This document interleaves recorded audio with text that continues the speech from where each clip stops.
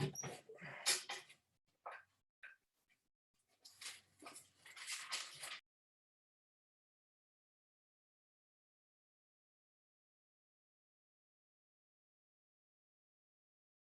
Julian, how do Yes. I go blank? What button do I hit? What button do I hit? Yes, Tom, sorry. No, that's okay. I was just wondering how Tom, I go blank. in I the know how to mute myself. in the bottom left-hand corner, Yeah. should be something that says start video. Click on that and it'll turn off your video, just like you mute yourself. The bottom left hand. So I've got mute and I've got stop video. Yep, so click stop video. Oh, okay. That was far easy. Thank you, Sam. You're I'll be welcome. back in 2 minutes.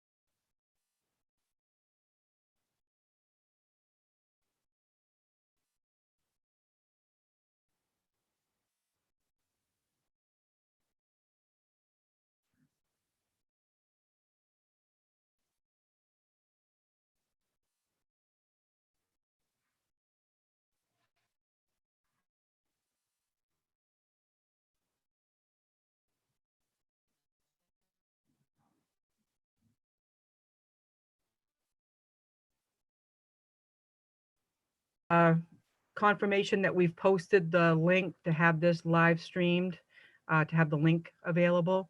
So hold tight, and we're just waiting for Ludi Brown to sign on.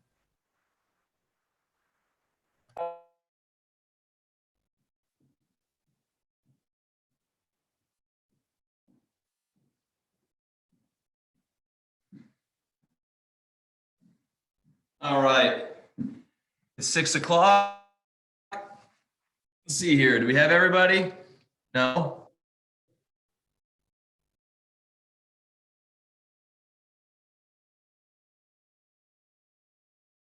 Yeah, it looks like we got everybody. All right. If we're ready, let's just down the agenda. And first Tom. things first would be approval Tom, of, Tom, before you start, this Yeah. is Patty. I'm waiting for confirmation that our link has been posted. So can you hold tight for just 1 minute until I get confirmation that it's posted? Yeah. Of course. No, we got it. That's what we got to do. Okay, Let's hold do it. on just a second, please. Tom, you're also cutting in and out a little bit when you talk. Can you hear me better now? I mean, I can hear you, but I'm not sure if you're cutting in and out.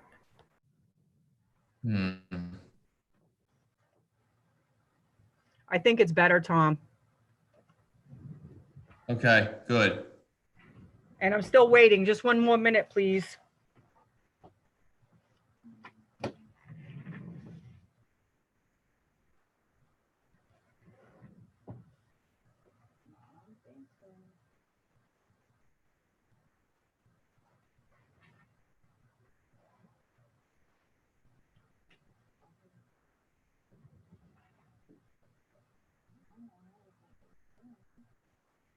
I'm pretty sure OD's right, OS is left, yeah.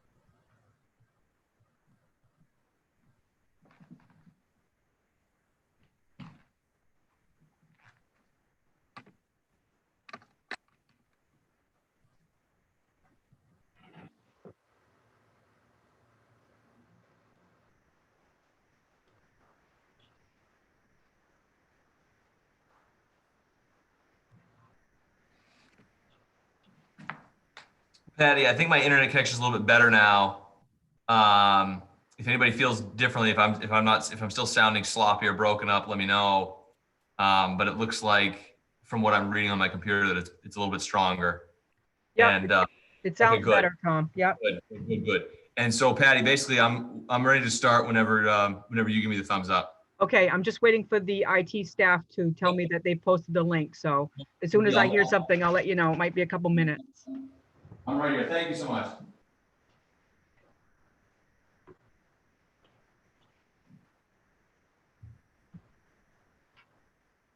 I feel like we should use the time for a question of the day. What about, let's see, we've done favorite movie. What about, late night owl or early riser? Julian, do you go to bed late or do you get up early? I usually go to bed about 12:30 and I get up at 6 a.m. every morning as well. So both. Both. Excellent. Yeah. What about you, Samantha? I am a night owl. Okay. Kathy, night owl or early riser? Well, I'm both. One not by choice, but Oh. Right. Okay. Which one's the getting up early? Not by choice, right? right. Okay. What about you, James? I would say I'm more of a night owl than I am an early morning person. Tom? I would say I'm a later night person. That's usually the only time my wife and I can speak to each other without being yelled at by the kids. So, so that works. Okay. What about you, Ron? Oh, probably go to bed around 10 with it getting daylight so early. I'm waking up earlier than normal. I'll probably get up around 6:30. I'll call you an early bird. Rianne, what about you? I don't believe in sleep.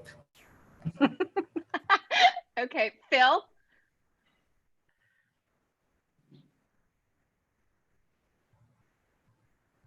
Phil, are you there? I'm here. Are you a late night owl or early riser? It depends. It depends on how many beers I Oh, have. okay. We are ready to go. We've been posted. The link is there, so we're ready to go. All right, great.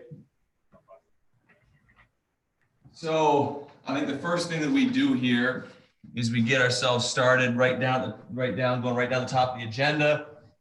Is there a motion to approve the minutes of the April 28th meeting? So moved. Okay, is there a second? Second, Julian Payne. Good, thanks. Any discussion on this at all? Let's start at the top and work our way down this time. Phil.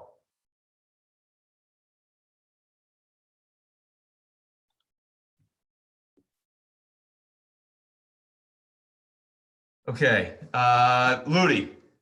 I'm all good. Okay. Sam. Nope, I'm good. Rian. I'm good. Hillary. Good with me. James. I'm good. Nothing from me. Julian. What I just tuned into the page. What are we what's the motion we're discussing? The motion to approve the April 28th minutes. Oh, absolutely good. Thank you. Okay. And Kathy. Yes, I'm fine.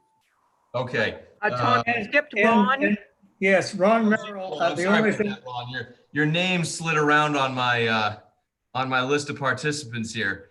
So Ron, your thoughts? yes, just a minor correction. We have, Rand's got my name misspelled, 2 L's instead of 1. Okay. Wait, All is right. it 1 L or is it 2 L's? 2 L's. It's a good Okay. catch, Ron. All right. And what about Phil? Did Phil vote? Yeah, Phil, I think I called on you, but we didn't hear from you because you were on mute. Wow, I'm good. Okay. So with the exception of just making sure that Ron's last name is spelled properly, let's go down and vote on the motion. Phil, Yes. Ludi, Yes. Sam, Yes. Rian, Yep. Hillary, Yes. James, Yes. I am a yes. Ron, Yes. Julian, Yes. and Kathy. yes, Okay, there we go. Motion passes 10-0. Now we move on to approval of the May 12th minutes. Is there a motion? So moved, Julian Payne. There a second? I'll second it. All right. Discussion. Bill, None. Ludi, Nope. Samantha, No. Rian, I'm good. Hillary, I'm good. James, I'm good, thank you. Ron. I am good. I have no issues. Julian No issues. I'm good. and Kathy. just a comment, at least the set of minutes that were sent out, I am not seeing the who was present and who was not present for attendance at the top. Okay. All right. So accepting that, which I'm sure we can clean up. Let's vote on the motion. Phil, Yes. Ludi, Yes. Samantha, Yes. Rian, Yes. Hillary, Yes. James, Yes. Ron. Yes. I am a yes. Julian, Yes. Kathy. Yes, Good. All right. Next up, approval of charter amendments as of that were voted on first last week on the 12th. Do we have a motion to approve those amendments that we approved on the 12th? So moved. There a second? Second. Good. Discussion, starting with Phil. None. Flutie. I'm good. Samantha. I'm good. Rian. I'm good. Hillary. I'm good. James. Nothing. Juan. No discussion. They look pretty good. No discussion from me. Julian. No. Some Kathy. no discussion. Okay. All right. Let's vote on it. Phil. Yes. Flutie. Yes. Samantha. Yes. Let's see here. Rian. Yes. Hillary. Yes. James. Yes. Ron. Yes. I am a yes. Julian Yes. and Kathy. Yes, All right, boom. We just clicked off the first three here. We move on to consideration of motions for charter revisions. As it pertains to Article 3 of the city manager, we've got, first of all, we got Mike Roy here. Mike, thanks for joining us. Also, we have a subcommittee report. I think probably the most efficient thing to do here is start with a subcommittee report, then we'll add in Mike's comments and then we can go from there. So if the head of the subcommittee would like to start us off, I think that makes a lot of sense. Would that be me? I mentioned it last time, but Rian sent out an email on May 9th with the councilor's responses to the matter. So you'll have that in your inboxes. And Mike sent a memo too, but he's here tonight. So I'm just excited to hear from him. I don't really have anything to add. You all have the email from the email before our last meeting. So Hey, Ludi, thank you for that. Mike, if you want to step in here, please feel free.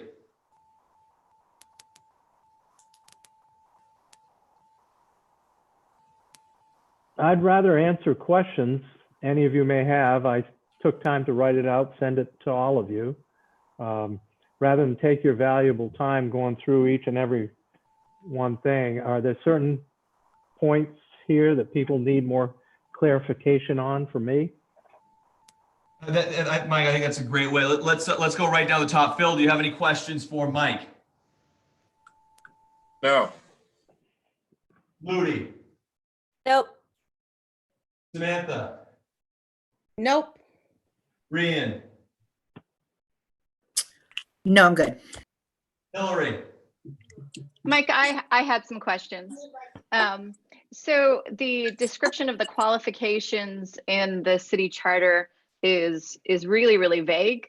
And the one point which I think is just odd is on the basis of character, which is something that really can't be defined or really proven in any sort of substantive way. So I was thinking about eliminating that part altogether. But the qualifications and sort of my sense of this is very different for the city manager as it would be for, say, someone serving on the city council or even the mayor, in that there's just a residency requirement for those positions, but there aren't any other requirements. For the city manager, that's a real sort of job with incredible duty and a lot of responsibility. So I had the tendency to want to lean toward not a full job description, but a little bit more substance. And I saw what the current description is, and I mean, it's 2 pages, but I was just sort of wondering about your take on this.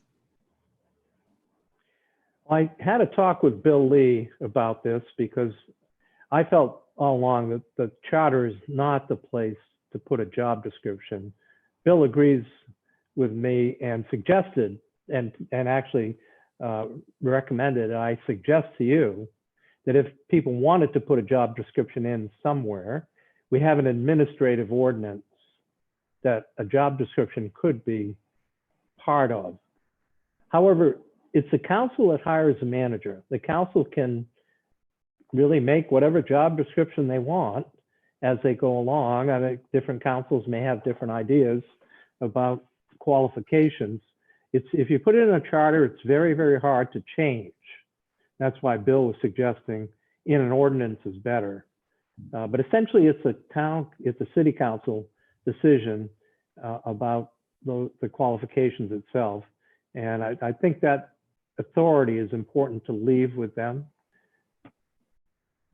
Well, you're sort of hitting on 2 different points. One is job description, which would be duties, which is not part of the charter, and I wouldn't advocate for that at all. And I see that as really being the council's job, absolutely, because those duties could change. In terms of qualifications, that's a totally different thing, and that's more what I was talking about.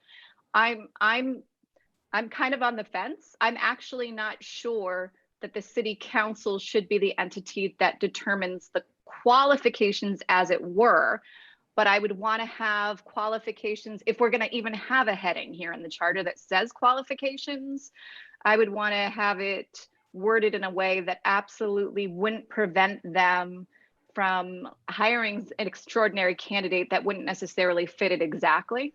But I'm not talking about duties at all. I wouldn't want to include that. Okay, all right. I hear what you're saying about character. That can be a subjective thing, not objective. So I don't have any problem with removing that word. It's just you don't want to lock yourself in too much because then you do limit. For instance, in proposal 1, it says the manager shall be appointed on a basis of executive and administrative qualifications with a minimum of 5 years of experience. You may find someone for the job. If you're a city council, you may find someone with less than 5. Yet your charter says a minimum, and you could read it that it shall be a minimum. So you try not to lock yourself in too much so your choices are limited. I don't have a lot of problem with the way proposal 1 is written, other than the note I made on the back of my submittal that it should be 5 years of experience. in a managerial, in municipal government. Do you think a college degree of any kind is important? I do think it's very, very important. Yes, yes. Okay, so the second proposal, I'm wondering if that's the one that has, or is that the first one? I'm not looking at what you have in front of you. Well, No, the first one says relevant educational background. So you could interpret that, I think, a number of different ways. The proposal number 2 is a lot more specific about educational requirements. So pretty important to be able to have that post-secondary opportunity for education that really can help in the critical thinking and ways of expressing oneself either orally or in writing. That's what the post-secondary educational stuff can really help a person. Okay. Okay, thank you. James, No, but thank you very much, Mike. Ron, No, I fully understand what Mike is saying about proposal 1 and 2, and I tend to agree with everything he has down here. me, I don't have anything to add. Julian? Yes, I tend to agree with Mike on this. I think the problem with putting it in the charter is it's very difficult to remove it once it is in there. And I think it would be better in an ordinance. And, you know, we've kind of strived not to have our charter overbogged and clogged with duplication and things that don't need to be in there. So I would almost like it to say refer to ordinance and not really bog it down. I do think in this day and age, qualifications are important, although I have seen often very qualified people not able to speak. But it, you know, I think I'm agreeing with Mike on this, and I also think that the way technology's moved and how much times have changed and responsibilities, it would almost, I'm almost looking for language that would have 2 degrees, one in finance and one in city management, not necessarily bound specifically to that, but some kind of financial background and past city management courses, because there's a lot at stake here, and the council might really kind of not really understand when things are going bad until it's too late, more of a runaway train incident. So I do think it's very important. Thank you. Kathy? Well, I agree with Hillary and Julian that it is important to define the type of degree this person has. Exactly what Julian said. It needs to be someone that has a finance degree, and I know they have certifications for city managers. It's also important for that person to have had previous city or town management experience coming into our particular scenario here in Waterville. All right, in light of that, is there a motion for either proposal 1 or proposal 2? Would I be able to add something in regards to the last Right. comment? About the finance piece?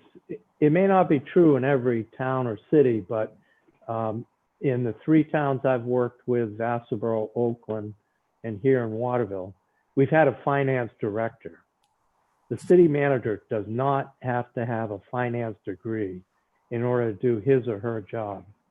What they need to have is someone they can rely on for the finance stuff, and then some relevant experience in managing a city budget.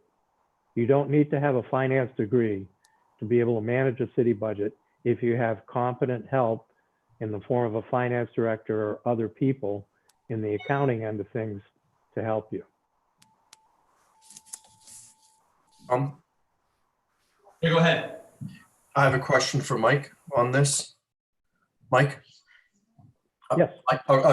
So you don't think it's important though to, even though you have a finance director, to be able to skim over the books and kind of be on the same page. I mean, I know the superintendent's quite versed with Paula, and you could have a scenario where the finance director left quickly and you couldn't get a replacement for a few months. And the council members are expected to read, understand budgets and finance. So I would at least like to think maybe not a full degree or some finance courses where they could skim through a budget and it wouldn't be double Dutch to them.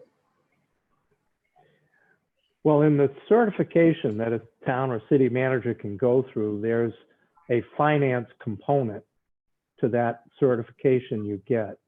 So when you get that certification, you will have had some training in the financial management. I have 2 degrees. One's in biology, the other's in geology. I've been in municipal government 40 years.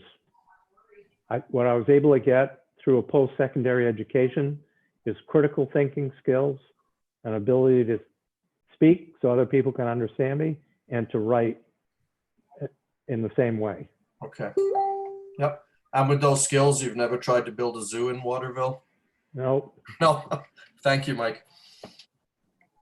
All right, does that prompt any other questions for people, or are we ready to make a motion? All right, anybody want to make a motion to accept either proposal 1 or proposal 2? Tom, I make the motion to accept proposal 2. Is there a second? Second it. Okay, discussion, start with Phil. Phil? None. Phil, I think you're on mute. None. Okay, Ludi? I don't really have anything to add. That's different from what I've said before. I don't think that we should preclude the city council from choosing a good mayor, a good city manager, and yeah. So I'm not in support of proposal 2, but I don't have anything to add to discussion. Samantha?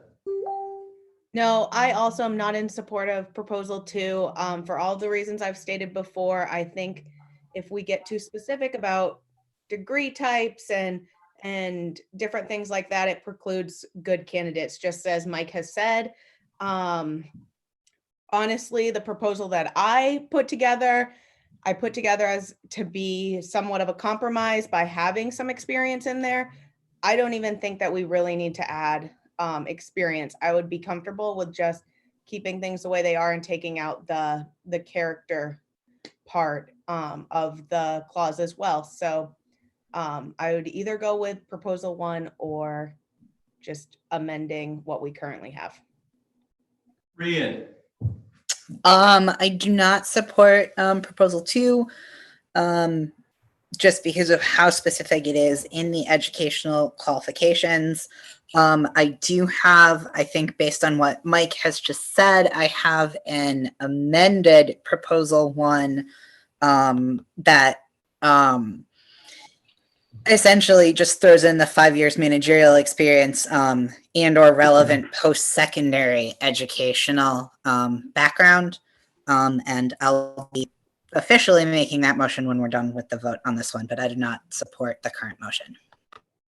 Hillary? So I'm looking at a couple of different things. I'm pretty sure proposal 2 was my proposal.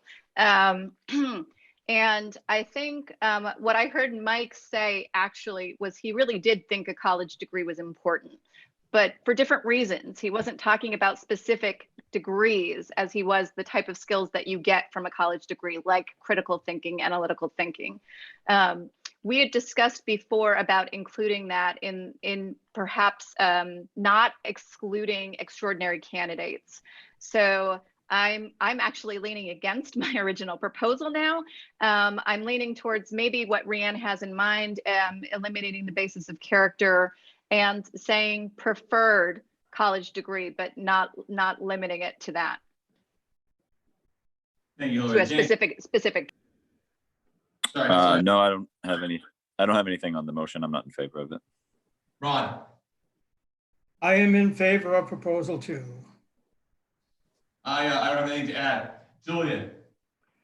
Yes, I don't have much to add to it at the moment. I think it's been discussed today and on previous charters and I've done my own research, so thank you. Kathy?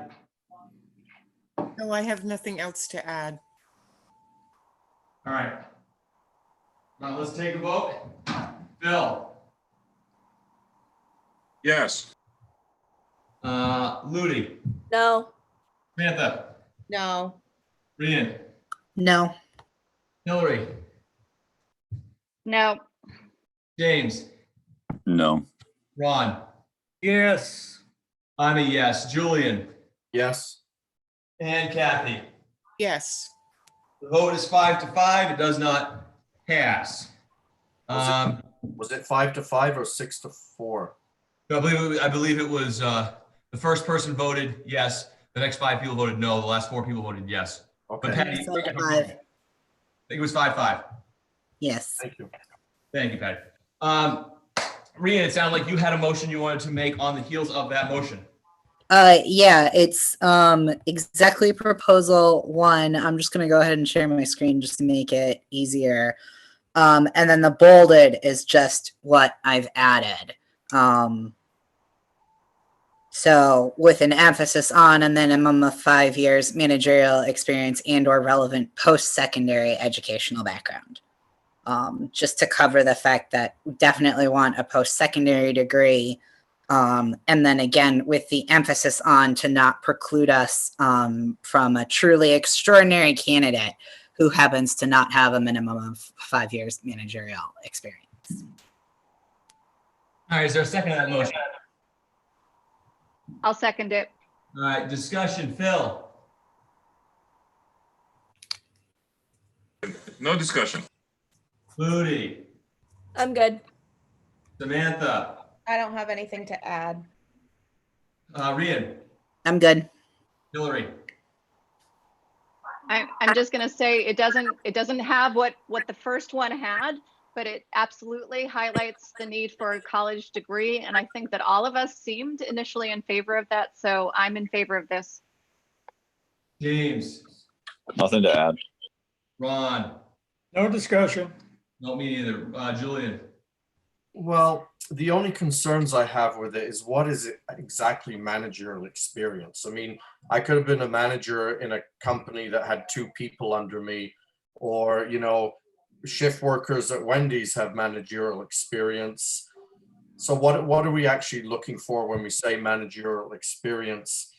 The only worry I have is if you have 0 applicants with a minimum of 5 years, let's say you have some with 4 years, and you don't have one other applicant, what are you going to do at that point? The charter precludes them. No, that's where the with an emphasis on comes in, so that it will not exclude somebody who has 4 years experience. Okay, good. And do you have any thoughts about really defining what you consider managerial? I could throw in city manager or municipal managerial experience. Yeah, or even like a department head of a city, but I mean, Because municipal managerial experience, I think, really kind of highlights what we're looking for.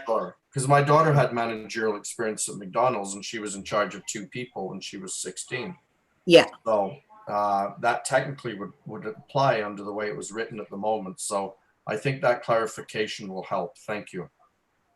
Kathy? Well, I had the same concern about managerial experience. And I guess my next question would be under municipal. Does that mean if I sit on the city council, that qualifies? City council, that's not a managerial. They're not managing anybody underneath them when you're on the council. Okay, well, I just wanted to clarify that. That's all. Yeah, I mean, I'm trying to get everybody to yes on this because I think we're all in agreement that we want something here. So is the way that it's written good for you, or is there something else you'd like thrown in to really kind of highlight municipal? I'm happy with it as is. Okay. I just have another question if I'm not out of turn. Yeah, go ahead, Julian. Are we at some point later? We had a debate on past criminal records of city managers. Did we vote that down, or is that anything we want to put into this proposal? Whether certain crimes or felonies would preclude an applicant? That is a subcommittee C report, and we sent it to subcommittee C, and they have not come back to us and said that they're ready to report out on what other towns do. Okay. But passing this will not preclude us from going in and amending it later, because Okay. that's Thank you. times already. Thanks. Well, Rian, I'm glad that you clarified what that was. I do think it should be and having the post-secondary education instead of and or. I think that leaves out, that's too much of a maybe. Oh, yeah. And I think Hillary expressed that same concern, that we need to have the education along with the management of a municipal organization. Perfect. Thank you. Yep. Tom, my hand is raised. When you finish going around, I have a Go question. ahead. Go ahead. Well, did we get everyone first? I don't want to speak before everyone's done. Yeah, I think Kathy was last. Okay. Rianne, the emphasis on, could we just change that with preferred? I'm not sure that emphasis on actually is doing what you think it should do. You're meaning preferred, but it doesn't exclude anyone with 4. Yeah, I'm we're kind of going down a path where we're wordsmithing this as we go. Yeah, I know. I was trying to avoid, but with preferred minimum. Okay, yeah. Yeah, thanks. All right. If there's no one else that wants to discuss, let's take a vote. Phil. Yes. Ludi. Yes. Samantha. Yes. Rian. Yep. Hillary. Yes. James. Yes. Ron. Yes. I'm a yes. Julian. Yes. Kathy. Yes. Good. All right. Who Moving says on. who says we can't agree on things? Look at that. We've agreed on a lot of stuff. I know, we've done pretty well. We've agreed on a lot of stuff. We've also not, but we have agreed on a lot of stuff. But of course, when you make 28,000 motions like this commission has, there's going to be ample opportunity to do both. Mm-hmm. All right, moving on. Article 4, City Council. Motion, Rian's motion. Upon the council vacancy, special election held between 100 and 180 days of vacancy may not be held 60 days prior after general election. Any vacancy less than 100 days from a June election or the June election in the last year of the term of office may be filled by council. Rian, you want to, anything you want to add to that? I would like to speak to this. Yes. So the original motion was just within 120 days, and Patty had asked to take it back and kind of discuss it with her. And so Patty, Julian, and I had a lengthy conversation about it. Patty really kind of laid out what running an election is like for her office, and how it's a lot more of a complex process than what anybody thinks that they're looking at. And so just doing the 120 days would create some untenable situations for her office. So basically, this is a way to minimize the amount of special elections that are held. And basically, it creates 2 bands during the year in which you couldn't piggyback onto another, onto either November or June. And that's really it. The consideration to do it outside the 60 days outside of the elections is to give Patty's office time to either prepare for or do all of the post election work. And then that very last bit, essentially, what that means is if a counselor resigns in March, after March of their last year of the term, then the council can appoint in that period. And that's just to avoid having what you wind up then in that situation is because they'll be too early they will have declared the seat vacant too late to make the June election. So you're looking at holding an election 60 days after the June election. So you're looking at holding an August election for a seat that's up again in November. And it didn't make sense to have an election for the same seat twice inside of a 3 to 4 month period. And so that's the only instance in which the council can appoint the vacancy. Otherwise, it goes to special elections. All right. Is there a second to the motion?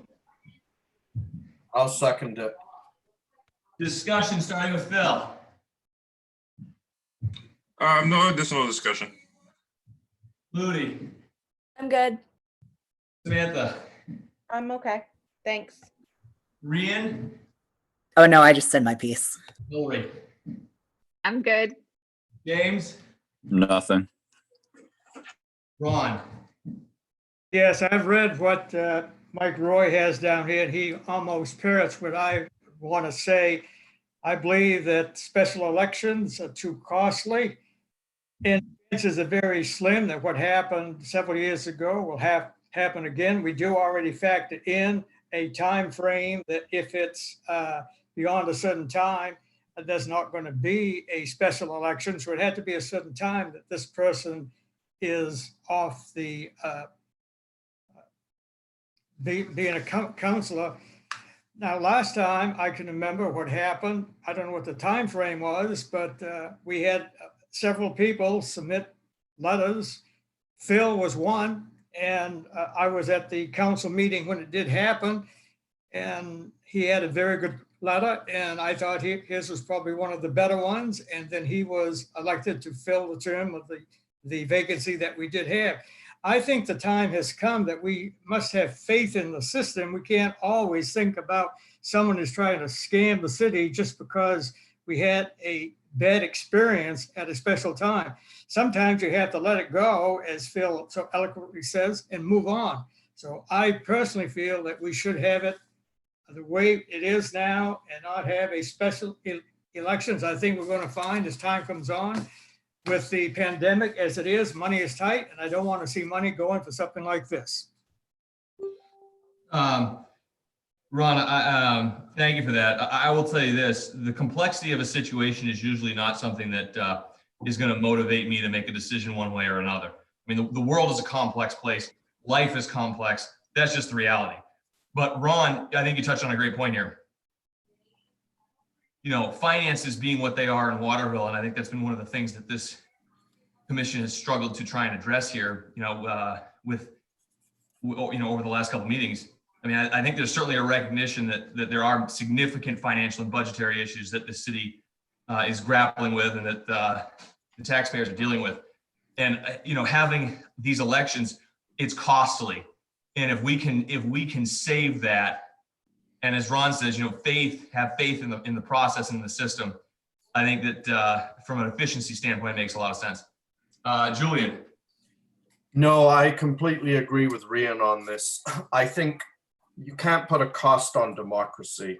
When you're looking at the scheme of a city budget, it is not that much. It's not going to really crop up that much that someone resigns and falls in with that small window. The problem with the council picking is there's no standard rules. You can pick someone because they're your friend. We've seen times where councils listen to residents and other times where it created a lot of bad blood because they didn't. And I can speak why I'm feeling this way because I don't think the residents in Ward 5 were heard at one point, and it created distrust in the government. And to not have a standard or rule of why you're picking someone, you can pick your buddy or you like their shoe color.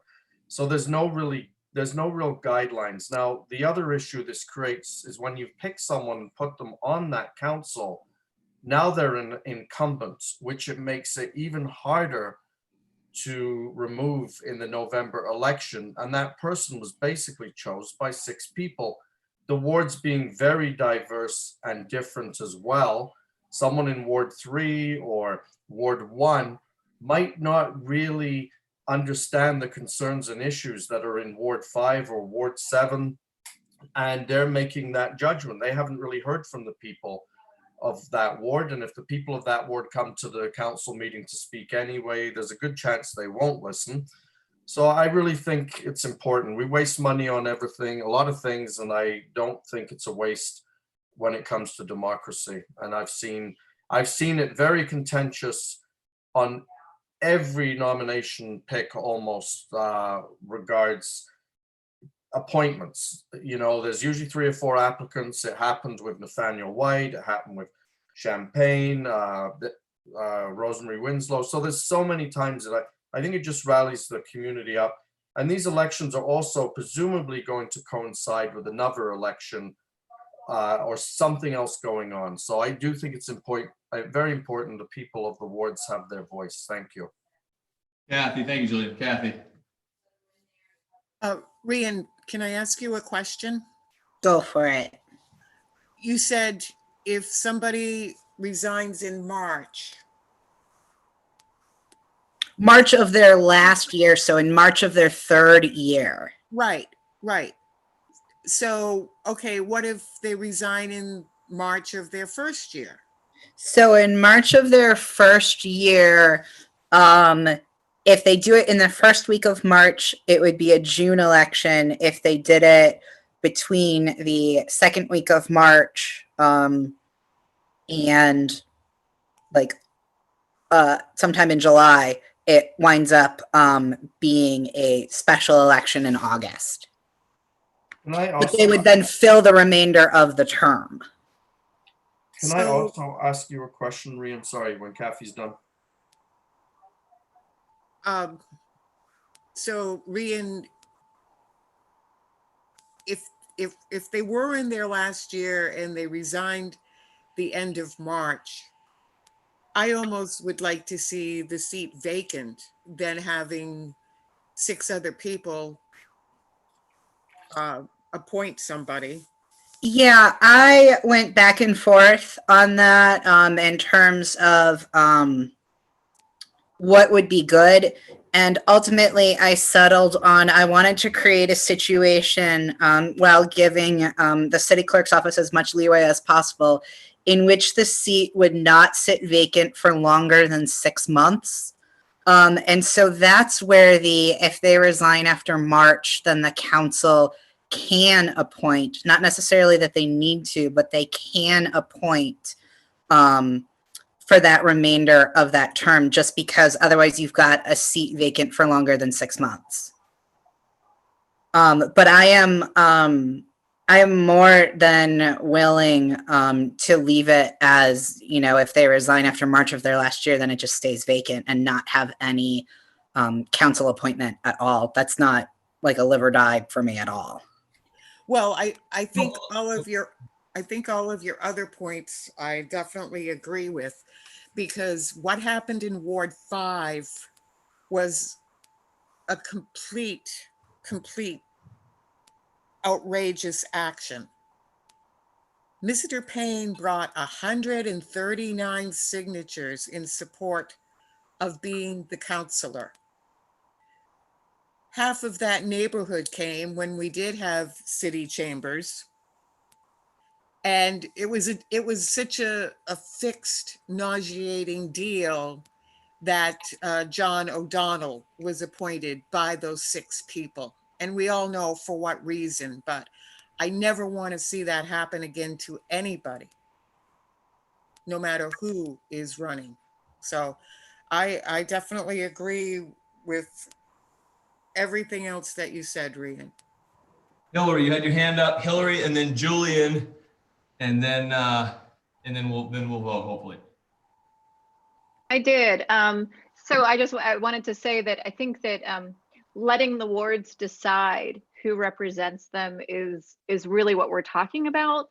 And in any other election, it's determined by the ward.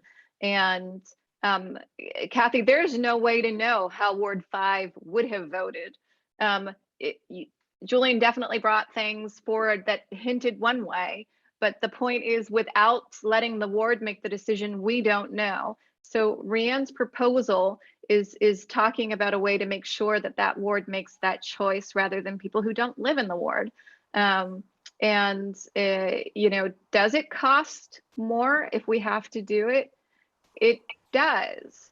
Tom, you made the point that you know you didn't want to take the pandemic sort of situation into consideration. Then I would argue the same thing for finances. It might be tight now, it might not later. I think the issue at hand is there a way to give each ward the best opportunity to elect the people that represent them? And I think Rhiann is trying to come up with a way to do that. Hillary? Hold Yeah. on, Kathy, hold on. Julian has his hand up. Hillary went, then Julian, then you. Sorry. I'd just like to add, it's not really about me because this is the future charter, but I think it was reasonably indicative of Ward 5 because I won an election after that with 60+%. So when that many people come to a meeting, but anyway, it doesn't matter. This is the problem with this present system. Whether you bring 100 people or one, it purely depends on the council. The other issue is I'm not really agreeing that the seat should be left vacant after March. The most important duty of a councillor is to vote on a budget, and you would only have 6 councillors voting at that point. So, you know, I mean, after June, July, you don't really necessarily need that councillor other than sometimes you might be short of a quorum. But it's very important to have 7 people sitting on there at budget season, in my opinion. And this proposal has left a more thought, just another thought for Rhiann down the road before I forget it. I think what's precluding a lot of good candidates is where you have situations where you have to run for 1 year and then run again the next year, like Claude Frankie. So at some point, I'd like to see that once you've actually gone to the public and won that election, your clock starts at 3 years from that point. Because a lot of people say, well, I'm not running for a year and then I have to run next year.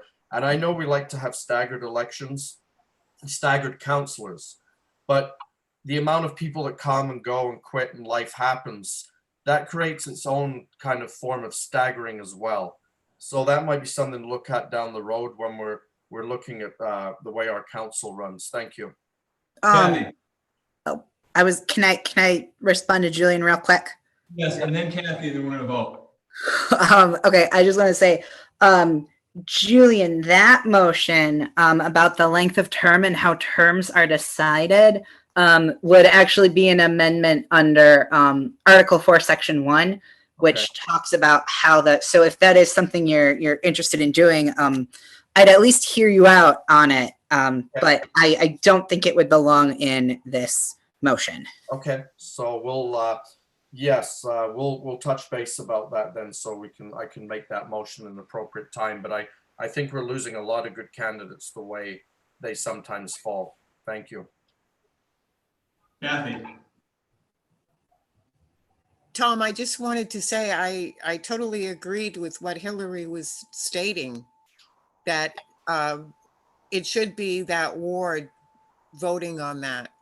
And if we have to spend money on a special election for that ward, that should not be considered at this point.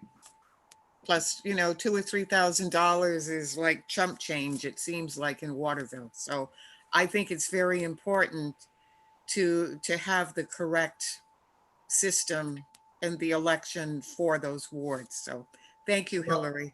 Kathy, thank you. Just so we're clear, maybe I wasn't clear in the way that I was discussing this, but I support the motion. I like the idea that what Rhiann's done is create a situation where there's basically only one window that would happen in a year where we would avoid an election. But I think that doing that in that situation is an efficient play. So I actually am in support of the motion. Clearly I did not express that effectively. All right, let's take a vote. Bill? Mike has his hand up. Can we hear from Mike real quick? I'll make it very quick. Thank you. I have to agree with Ron, and I said so in what I sent to you in writing. I've been here 16 years. I've seen one council appointment that was questioned in all that time. I think what you're proposing is a solution, is a solution looking for a problem. And there is an expense, and it just doesn't seem to make sense to me that in the situation that Rian explained, where there'd be an election in August, and then that seat would come up again at the November election. No, Well- this motion specifically excludes that from happening. You wouldn't put it up at the November election? No. There's no, this motion does not create a situation in which you have an election twice inside of 6 months for the same seat. Actually, 8 months for the same seat. So person elected in a special election would serve how long? They would Maximum. they'd serve the remainder of the term. But unless it's the last year. So there's no, if let's go Nathaniel White. If Nathaniel White had resigned in April of his last year, there would not have been a special election that August. If he had resigned in April of his first year, there would be a special election in August, and that person elected in August would serve that remaining 2.5 years. Okay, I didn't understand that part of it. Elections are expensive and a real demand on the staff. We've talked about money, but there's also a real demand on the clerk staff too to conduct elections. They're important things. They require a lot of work. I don't think there's a problem here. Thank you for the chance to speak on it. All right, we're voting. Bill?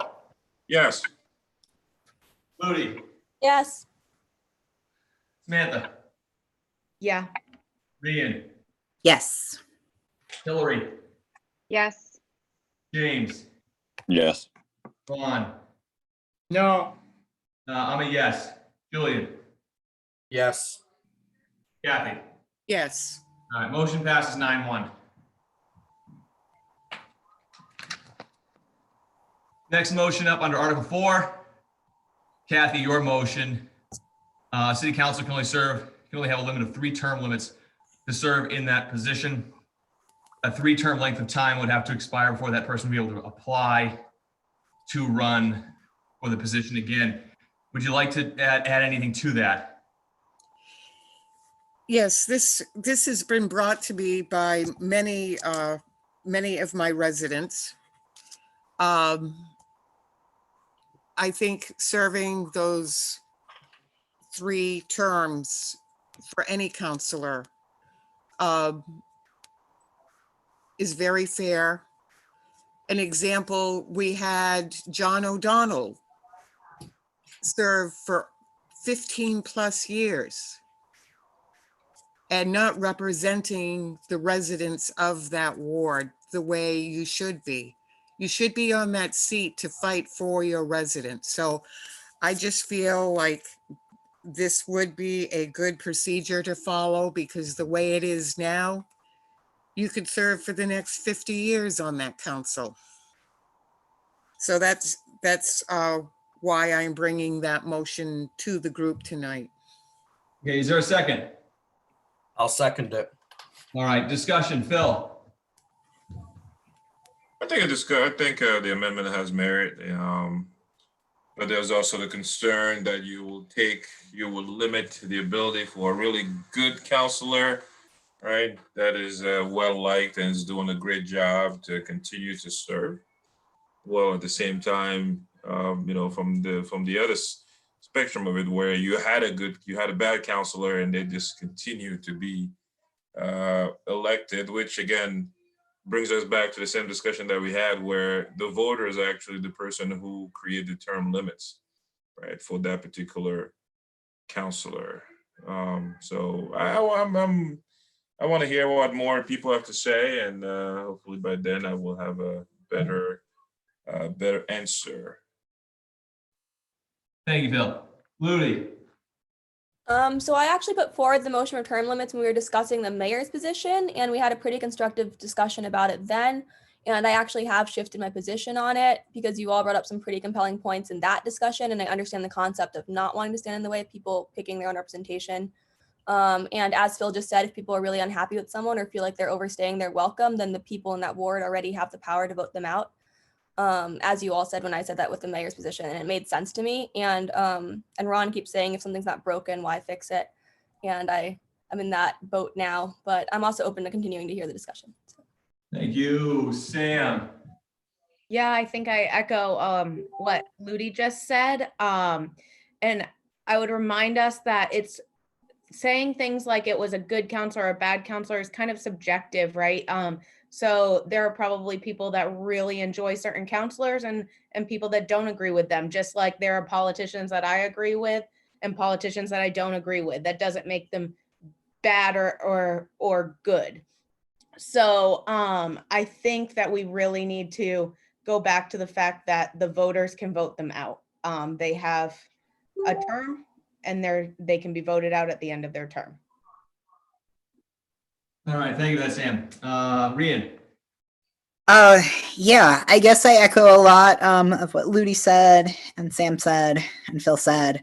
And I just want to offer the example of Fred Stubbert, who served in Ward 1 for, I think, 12 years, and then was challenged, and the voters voted him out, and they voted, they voted Steve Sewell in. So I think the voters have the power to say somebody isn't serving us, and they'll do that, and we should trust them to do that.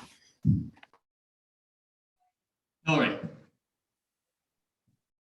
So this is one that I'm a little on the fence about, honestly.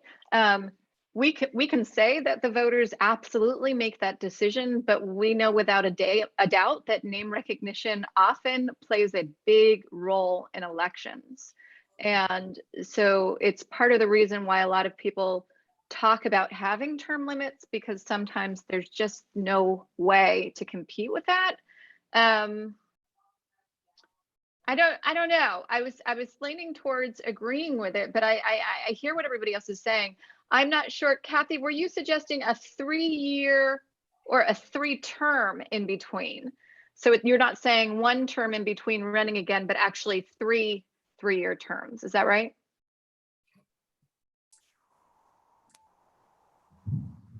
Yes, that's right. Okay. So I kind of was thinking, I liked the idea of having a 3-year break, but a 9-year break to me, it seems like a long time. I also think there's something to be said about if we're talking about, let's say somebody steps away from their position before a term is up. We talked about that with, what was it? Was it the city manager filling in for something else, or somebody saying that having that experience to slip in at the last minute can be helpful? I don't know that I would want to preclude it. But the reality is we do have people who seem to serve endlessly. And I can't help but wonder if there's a benefit to having new and fresh voices step in.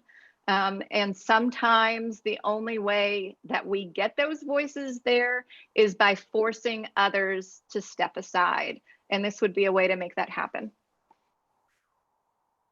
Thank you, Hillary. James. I'm not in support of the motion, and I don't really have anything to say in particular on the motion, but I will say that on a personal level, I lived in Ward 5 for many years, almost 10, and John O'Donnell was a counselor in that time. And I thought he was a fantastic counselor, and I think the city did the right thing city council did the right thing when they appointed him. And so, and I have no doubt that he would have won the election had he chosen to run next time. But I think what happened was obviously all of the vitriol tends to get to people. That's all I have to say. Ron, Yes, I have no strong feelings here, one way or the other. I know we want to keep the good ones and we want to get the duds out, but outside of that, I don't know whether I agree with this or not. I'm just going to take into consideration what my fellow commissioners are discussing at this time. I don't have anything to add. Julian? Yeah, I'd just like to add to James. I think he was very disliked towards the end in Ward 5. And if you actually look at the election results, he went from, this is from my memory, 800 votes to 500. Can I ask if this is germane to the discussion at all? Well, James, what the vote totals were and you guys' personal feelings about a representative is not really germane to the discussion of should we have term limits or not. okay, I won't carry on. Julian. Yep. Man, I understand your concerns. And if you were chairing the meeting, that would absolutely have been your place to raise that as an issue. James made a point. Julian spoke back to it. Yeah, That's all. I'm not going to carry on with the point and start tit for tat with James. I think it was out of place and quite childish. So I'll move on to the real thought on this. So, you know, every elected official almost has term limits. The president does. Bruce White's position for 109. And you have to ask yourself why.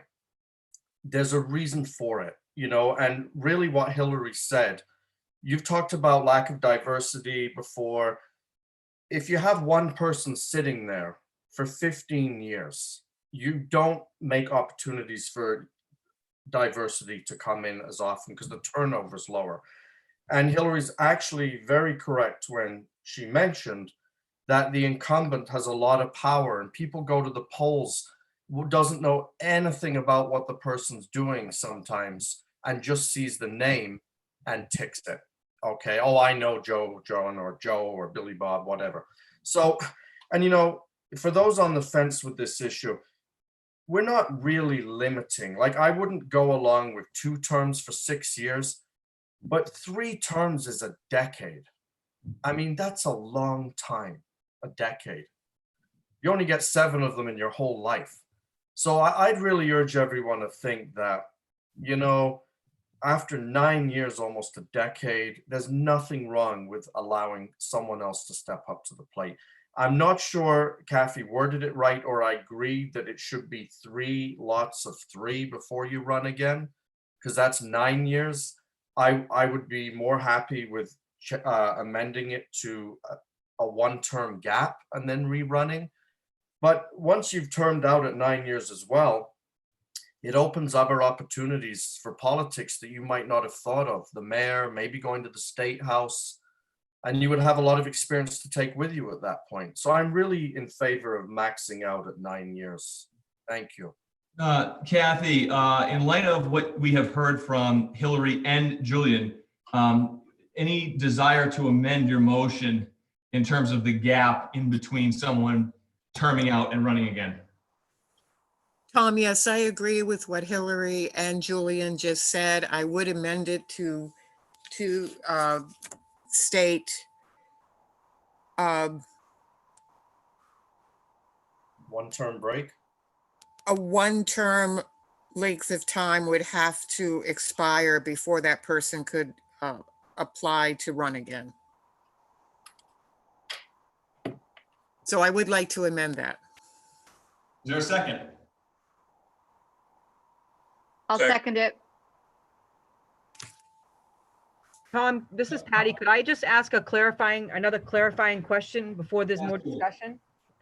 I'm wondering, would this motion, Kathy, be for a limit of 3 terms, full terms, or because sometimes people if they got elected in a special election, it would be for a partial term, and then they could be elected to 2 terms. So I'm just wondering, do you want that to say 3 full term limit? That's what I was thinking about, yes. Okay, so, So, then, Patty, if I may, so Mhm. Kathy, would the language be something to the effect of, and Rian is our wordsmith here, 3 full terms irrespective of any partial terms that precede it, something like that?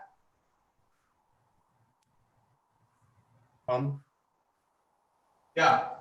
That would also be good as well, because if you got on and did 2 years and you had your 3 terms, you'd actually get 11 years out of it. So it would be less limiting. And maybe the group will feel more comfortable with that. Kathy, it's your motion. I agree, Tom. All right, is there a second? I'll second it. All right. Let's see here. Okay, I don't see anybody with their hand up that hasn't already spoken on this issue. Let's vote. Phil, Yes. Ludi, No. Samantha, Yes. Rian, No. Hillary, Yes. James, No. Ron. Yes. I am also a yes. Julian I'm a yes. and Kathy. Yes. All right, so the motion passes 7-3. It's not enough to get it on the charter, but the motion does pass 7-3, and so I think it remains around for us to, I guess, ostensibly discuss later on. Moving on, Article 4, Sub 3, motion by Kathy Weeks regarding the budget. Kathy, is that a motion that you wish to continue to pursue? Well, I brought it forth because unlike a lot of people that are sitting on this board, I walked my ward. And this was the theme I heard from every resident, even residents, like I said before, that are probably making a close to 7-digit income. And they, we've had it with the taxes. When we had the public hearing, that was one of the seven items that the residents brought to our attention. So that is the only reason why I felt the obligation to bring this forward again. All right. And Kathy, you wish to pursue it further? Okay, is there a second for the motion? Second it. Discussion, Phil. Well, like last time, I strongly believe that we should have,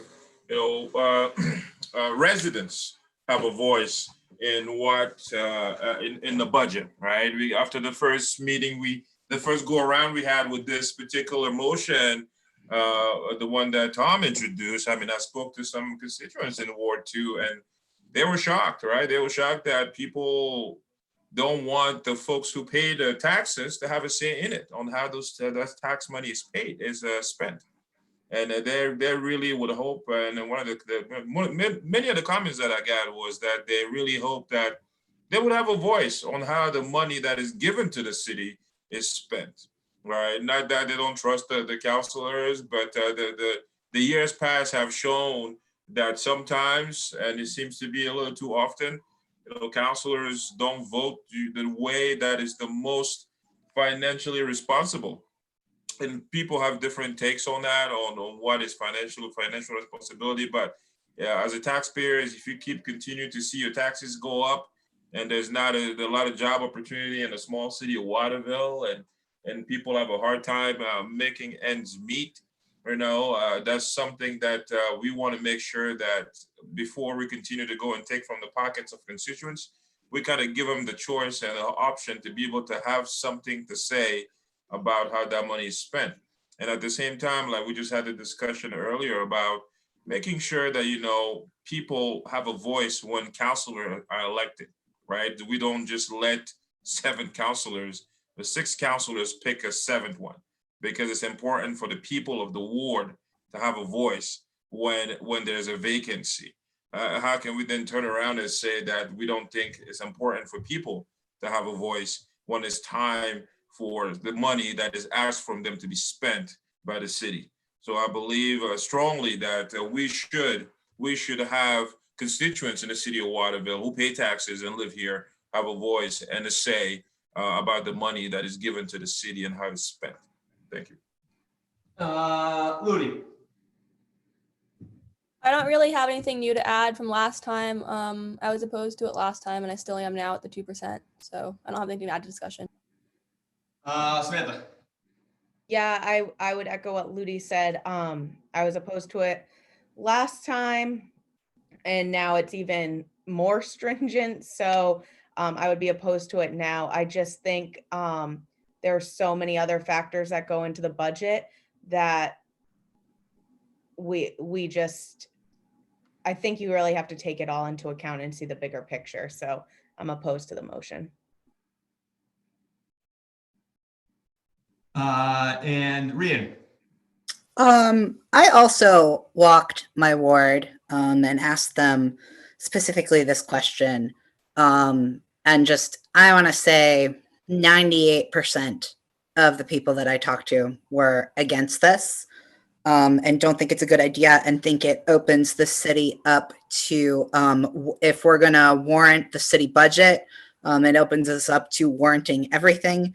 And they just seem to firmly believe that we elect the counselors to do all of that research outside of what's presented to the public and to really kind of go in depth and understand the budget. And, you know, as Julian said on an earlier motion, you know, counselors do have to understand the financial impact of the budget and understand how it all fits together.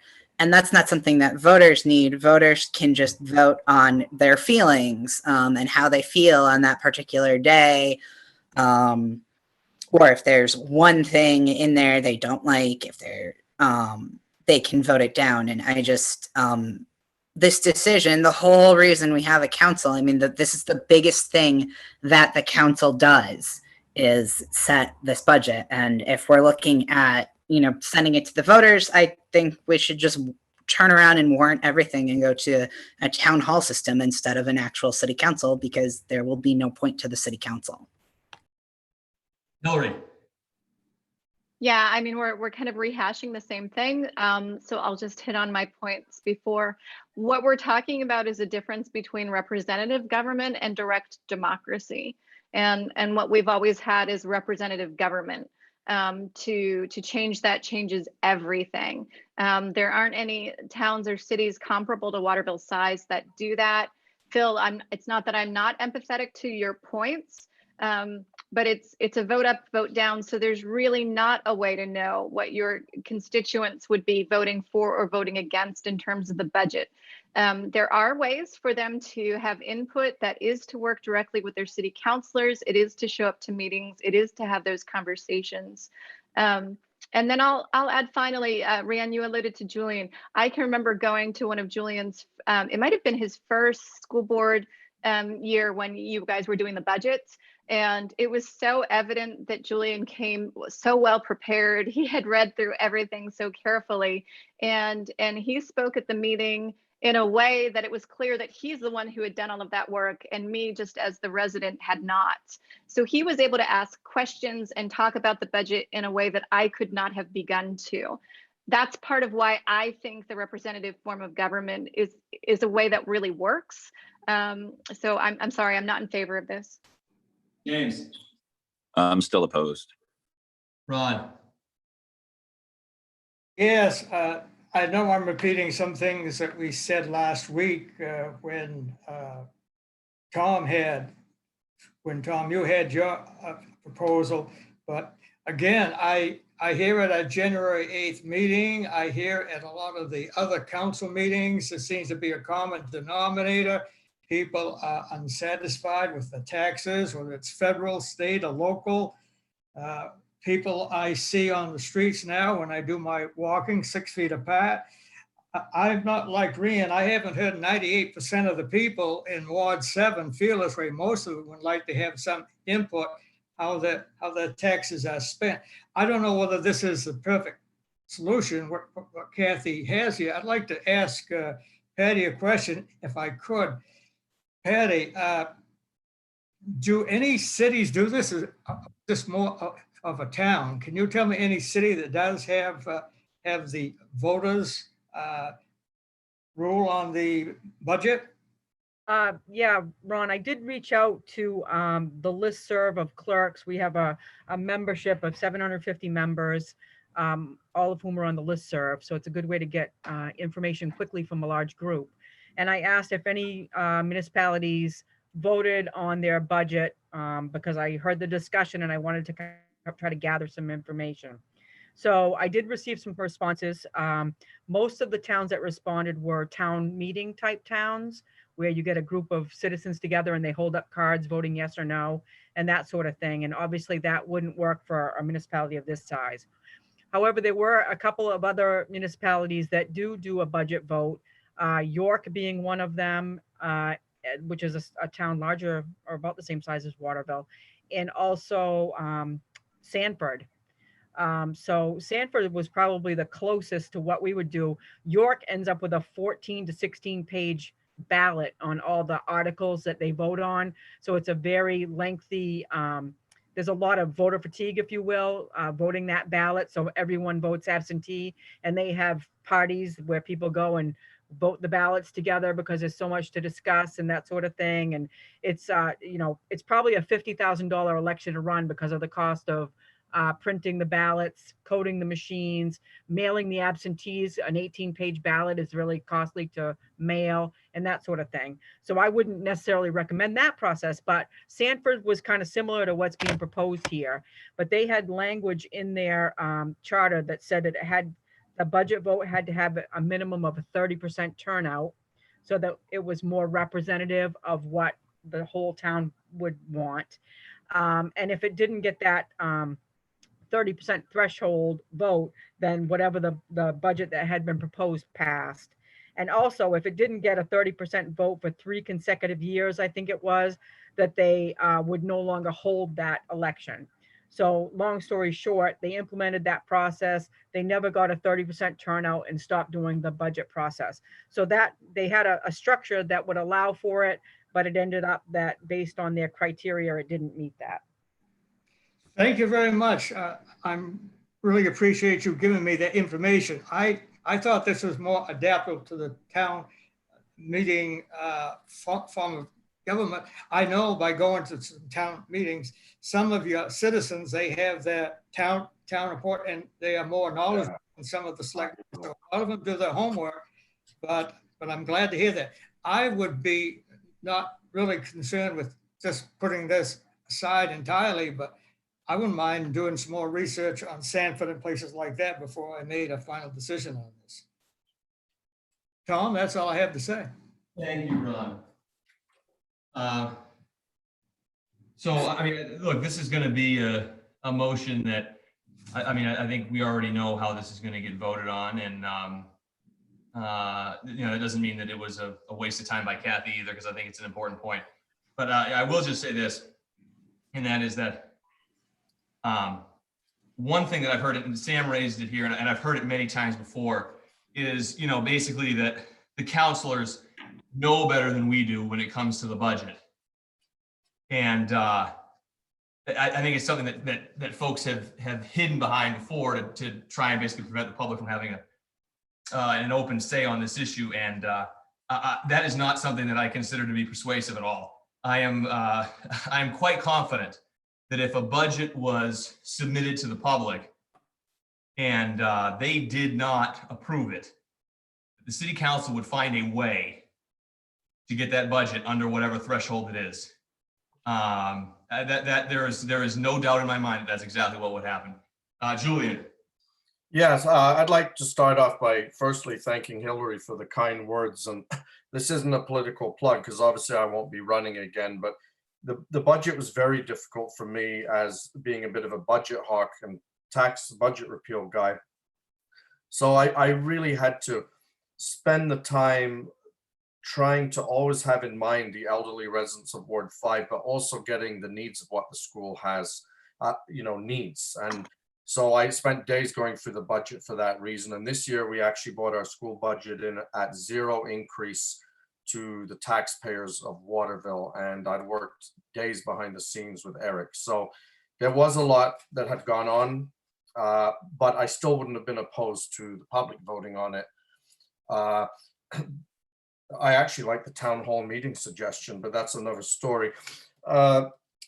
So, I mean, there's a lot of pressure on councillors with the budget, and we saw with the tough times about 4 years ago, a lot of councillors got voted out because of the budget tensions. So I think if the public voted on it, it would relieve some of that tension, and councillors might actually have a higher budget if they weren't in fear of being voted out if taxes went up. So I think it puts a lot of pressure. I'm of the mind, power to the people. What are we to be scared of?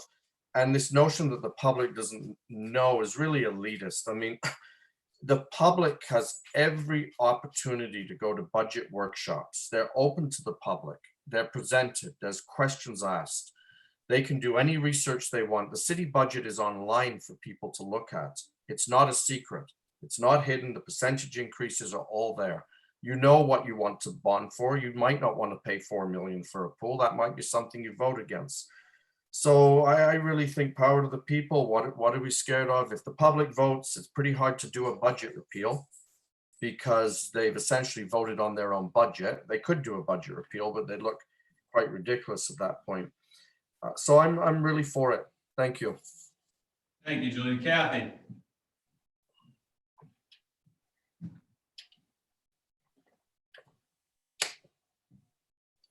Kathy's gone. Yeah, we lost Kathy. Sure. All right. We got And we might want to wait. She might just jump right back in. I don't think she was headed out. Does anyone know? I don't know. She's not at my house.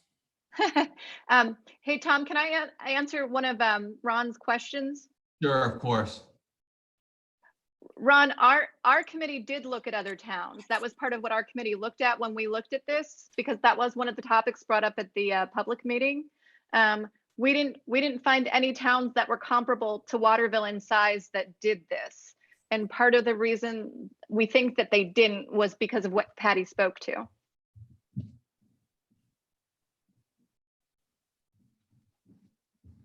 It looks like Kathy's online.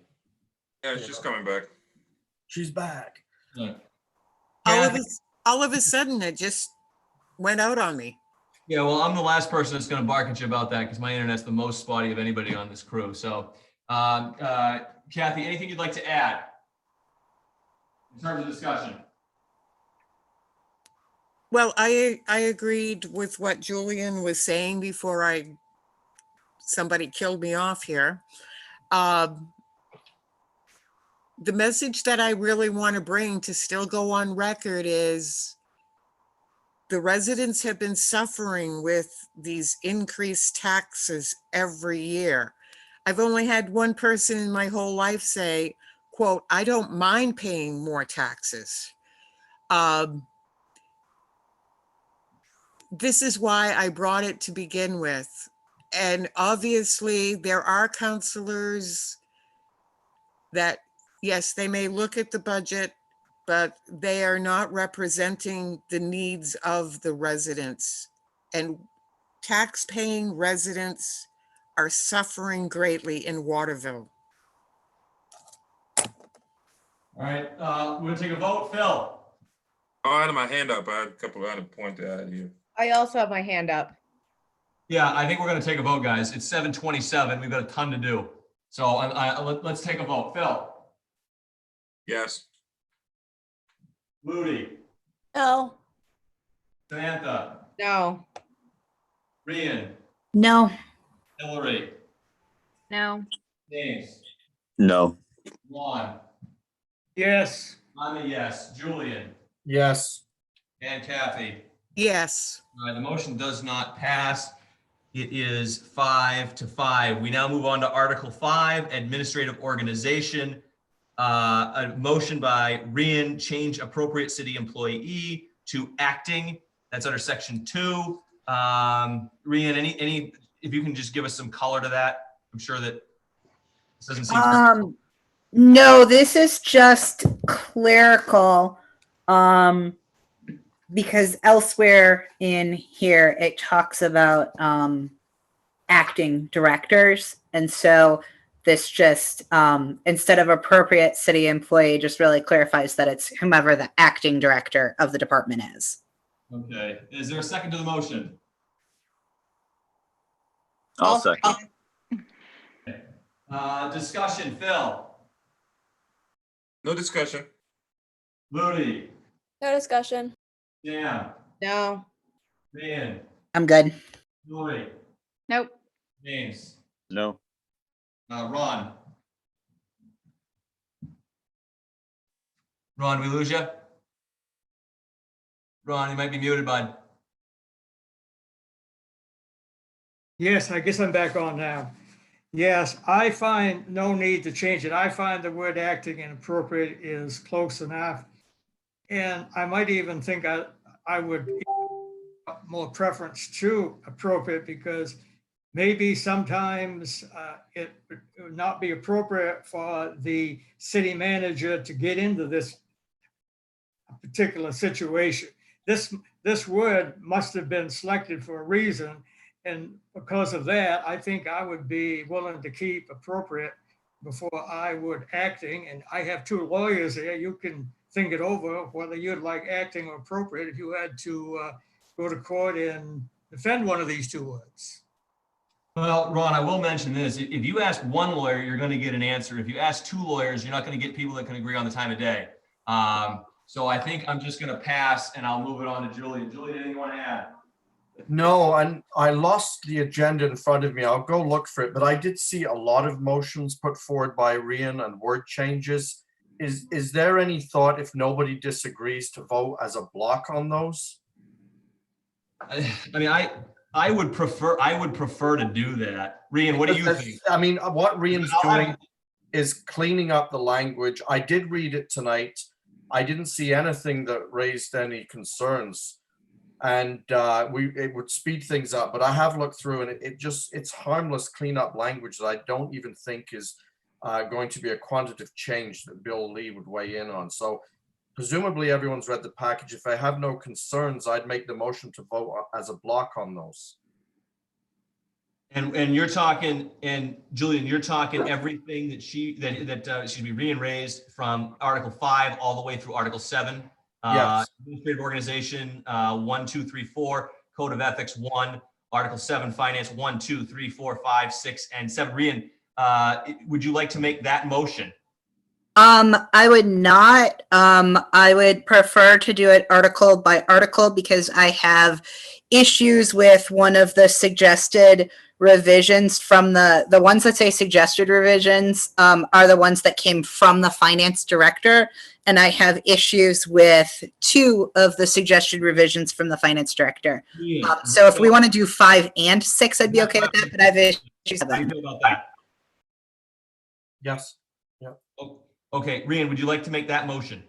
Yes, I'll make the motion to do 5 and 6 as a block. Excellent. I will second that motion. Discussion, Phil, No discussion. Looney, I'm good. Samantha, nope. Rian, Got nothing. okay, Hillary. Great idea, Julian. Thank you. I'm Oh. good.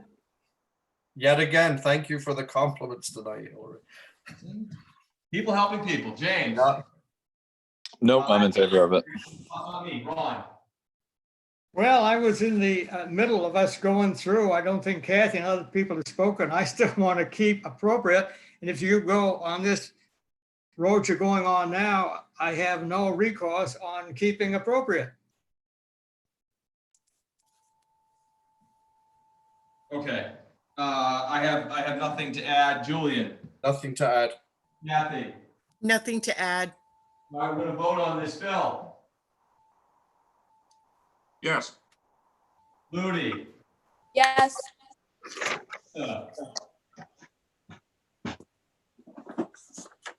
Yes, sorry, did you say my name? Hillary. No, excuse me, Rian. Yes. Hillary, Yes. James, Yes. Ron.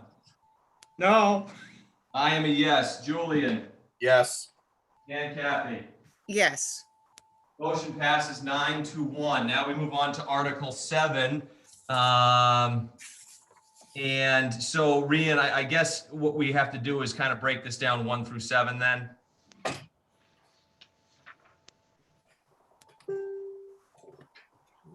Hold on. Rian's on mute. Well, let's just move to this motion by Oh, Rian. sorry. I didn't realize I was on mute, but yes, we do have to do this 1 through 7. Okay, so take us Sorry.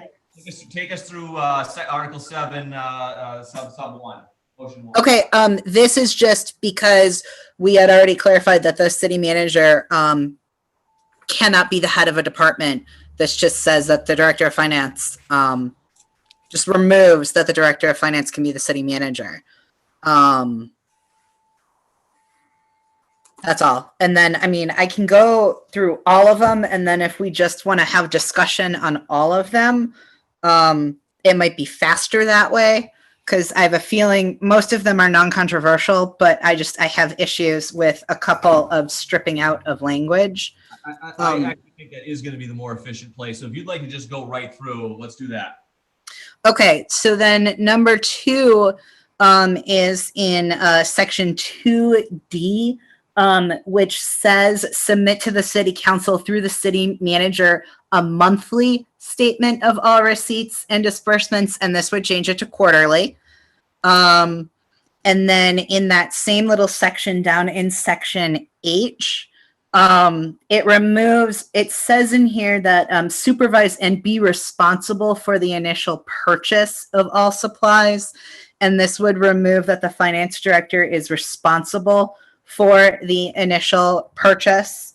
And I think the intent of that is to say that it doesn't, that monies does not then come from the finance department. The monies for that purchase can come from another department. And that's the intent of stripping out that one. 4 is relevant state statute. We've just been doing that, the whole charter, changing things to say relevant state statute. I'm tempted to make a motion after this to just do it carte blanche across the entire charter and just switch everything so we don't have to do it, piecemeal here, article by article. And actually, let's just stop there because it's section 9's the one that we're going to have, I think, a more substantive discussion on, because that's the one that I've got the issues on. Okay. Is there a second to the motion?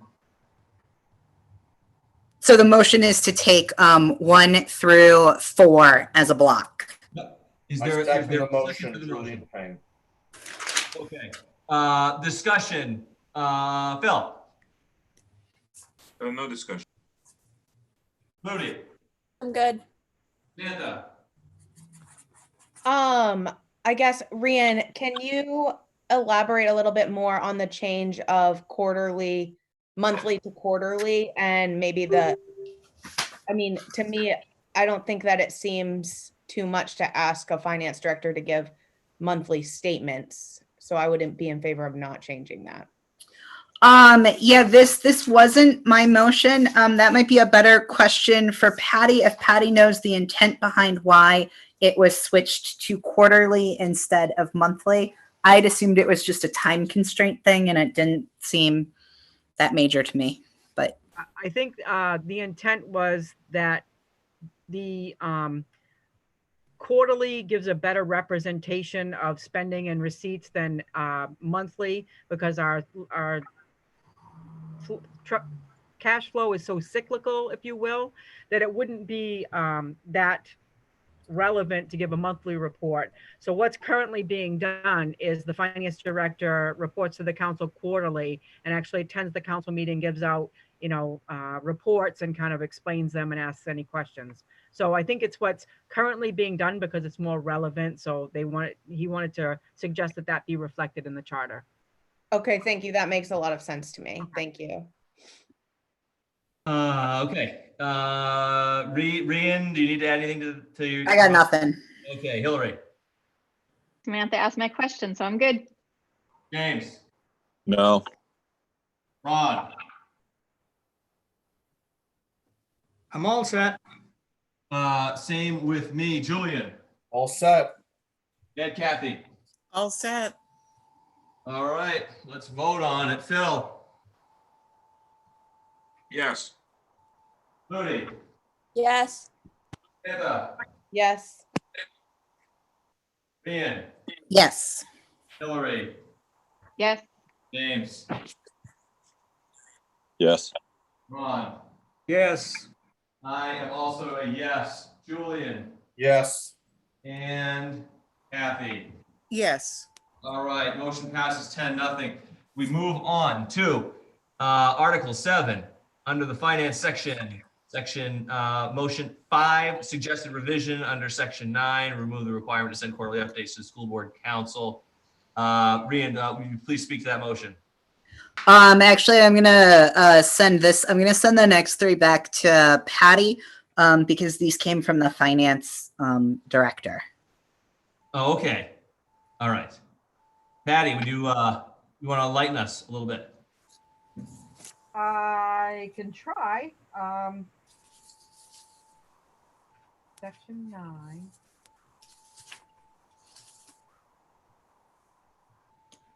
Well, I see that he has suggested the removal of term limits or terms on the Board of Education and council members serving on the Finance Committee. Instead of being 1 year, just to make them concurrent with their term on the board. So that was the suggestion on item 6. Item 5, remove the requirement to send quarterly updates to the school board and the council. I think it's because it was mentioned previously that it goes to the council. I don't understand. I don't know more than that. So if you want further clarification on that motion, it would have to come from the finance director. And the last item is to remove that the finance committee doesn't have to meet not less than quarterly, that they can meet as needed, because they currently don't meet quarterly. And he suggested that we put an as needed rather than a specific time frame. So I can speak to item 5 and 7, but item 6, I'm not as familiar with. Okay, do we have a, Rian, what do you think we should just take these individually? Should we vote on them all as a block, 5, 6, 7? Tom, Yeah, Julian. can I motion to table this? Because I'd like to hear from the finance director. I was about to suggest, actually, Yeah, could we invite the finance director to our meeting next week to kind of explain Section 9? Because right now I'm a no on all of them, and I'd really like to get some input from him on why these are being. Yeah, and I'm not really sure why I mean, as a private citizen, but why the finance director is making changes for the Board of Education. It doesn't seem like it's connected to his role as a finance director. And with all these things, we really need to hear from the horse's mouth. I'd be happy to invite him to the next meeting if we wanted to put it at the beginning of the agenda, and I can certainly send an invite to Aaron Burrows. Okay, thank you. Oh, no, we have to I make a motion to table this. Yeah, I will second that motion. Let's vote on that. Phil, Yes. Louis, Yes. Samantha, Yes. Rian, Yes. Hillary, Yes. James, Yes. Ron. Yes. I am also a yes. Julian Yes. and Kathy. Yes. Okay. All right. In light of that, I think I'd like to just point out that it's 7:42. We have another meeting scheduled for next week. Tom, could I make the motion that I referenced of in the remaining in 8, 9, 10, and 11, changing all references that point to a direct statute to just say relevant state statute? Yeah, absolutely. I mean, you should certainly make that motion. Is there a second? Second. Okay. We're going to vote on this thing. Phil, Yes.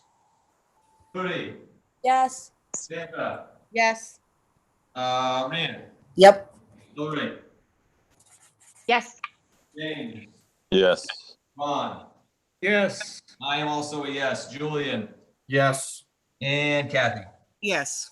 Good. All right, motion passes 10-0. So we have gotten through the first 6 articles of the charter. We are, I would imagine we are probably most of the way through Article 7. We have a meeting next week. We have a meeting scheduled for next Tuesday, unless I am wrong about that, but I don't think I am. And I also think we can talk about having do we want to talk about having a meeting the first week in June? Does anyone have any thoughts? I see Hillary and Julian with their hands up. I think I saw Hillary's hand up first. Hillary, what are your thoughts? And then we'll go Julian, and then, because that's the order I saw hands come up. Mine was a second, an unrelated question. So let's go ahead and do this first and then I'll ask it. Okay, all right, fair enough. Is there anyone that would like to speak to scheduling of the meetings? I know we have one next week, but as far as having one the first week of June, is there anyone that would like to speak to that? I personally am in favor of doing that, but it's going to take a bunch of us to agree on that. Ron? Yeah, go ahead, Julian. I see your hand up. Go right ahead. Yeah, I'm here till the end of the year. So, I mean, the reason I think it would be good to put a bit of speed on it is because I know with all the work Bill Lee has to do and then send it back to us and then hit the council, I would hate the voters not to get this package after all the work we've put in. And I think we've all done a good job on the charter. But, I mean, it's up to everyone. Depends how you value your summers and what you want to do, or if you actually enjoy meeting every week. But personally, for the time constraints and as much fun as we might have, I'm sure we'd enjoy to be finished with this. Well, and what I will say is, at one time I proposed a workshop, like a Saturday workshop, where we commit to 6 hours and just knock it out and, get done. But that's my thoughts on it. Thank you. I think that meeting every week until we get this done is I'm in favor of it. I think we've got a lot of momentum right now. I mean, we have covered a lot of ground. We've covered, I would say, probably close to 40 motions over the last 3 meetings. And and obviously next week's meeting is happening anyway, but I would be in favor of having another meeting the week after next. Anybody else want to speak on this issue? Hold on, Rian, I see your hand up. I just want to say, next week, when we meet is Article 8, and Julian, has given us the updates. And I know that the school board chair has also kind of weighed in on there not being many, if any, changes, which means we're going to be into Article 9. I know Article 9 is probably going to take us a while. That's kind of where the bulk of the things from the public meeting went. And so this is where I am very much in favor of only having a week break, because I think based on how discussions, on these larger issues have been going, I think it's going to take us 2 weeks to get through 9. And I think just not having a 2-week break between the same section is a good idea. I agree. And what's the worst case scenario under that situation is that we do cover it in a meeting and everybody's happy, and we've gotten ahead of it. And well, hold on, Julian. I think Hillary wanted to say something. Hillary, please. It still wasn't in relation to this, so I'm still good. All right, so let's do this. If we were going to have a meeting in the first week of June, I would presume it would be a Wednesday again. I'm inviting everyone to jump in here on this. Let's do this. I see some people that are unmuted. Kathy, could you do Wednesday, basically 2 weeks from today? Absolutely. Thank you, Kathy. Ron, what about you, sir? Yes, I can. Rian? Sam had said that she can't do Wednesdays and she could make this one work due to rearranging her schedule. And Sam was the only one who said that Wednesdays couldn't work. So I'd like to kind of let Sam talk about what would work for her. I think that's very fair. Sam?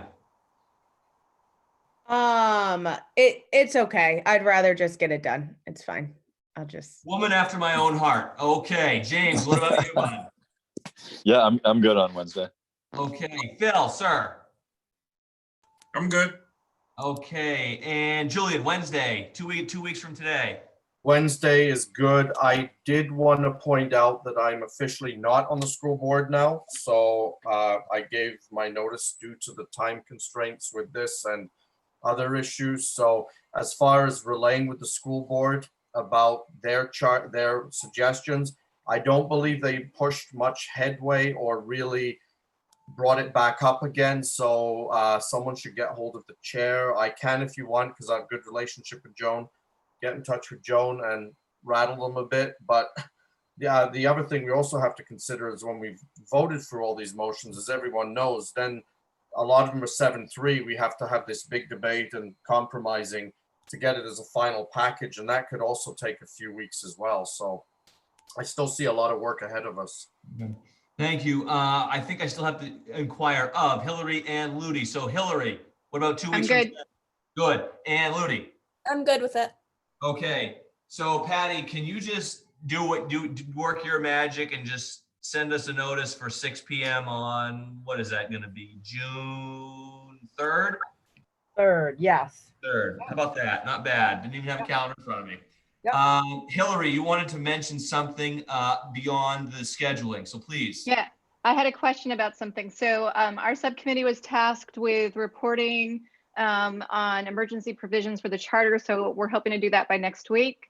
But I feel like Rian brought something up tonight that I remember saying I'd be interested in doing, but I don't remember our subcommittee actually being tasked with. So I just wanted to clarify if we are supposed to do that, then I guess we'll do it. And that was just about, was it criminal charges against, was it with regard to the mayor or the city manager? I remember saying personally I was interested, but I don't remember the subcommittee being tasked. But if we voted to table it pending the subcommittee report on if any Okay. other towns preclude their mayor or any other elected official from any class A, B, or C, from any class A, B, or C crimes or crimes involving moral turpitude. Okay, so that's my oversight. So we'll report on both of those next week. Wonderful. Okay, in light of that, do we have a motion to adjourn? So moved. Seconded. Yeah, all right. I love the enthusiasm. Phil, how do you vote? Yes. Ludi? Yes. Samantha? Yes. Ian? Yep. Hillary? Yes. James? Yes, thank you, Tom. Ron, thank you, James. Ron? Yes, and good evening. I am a yes. Julian, yeah. Are you a yes? Yes, over and out. And Kathy? Yes. Excellent work, everyone, tonight. Thank you very much. This is not easy work, but we're doing it and we are getting there and we're going to get there. So thank you guys and have a great rest of your week. You too. Well done. Good night.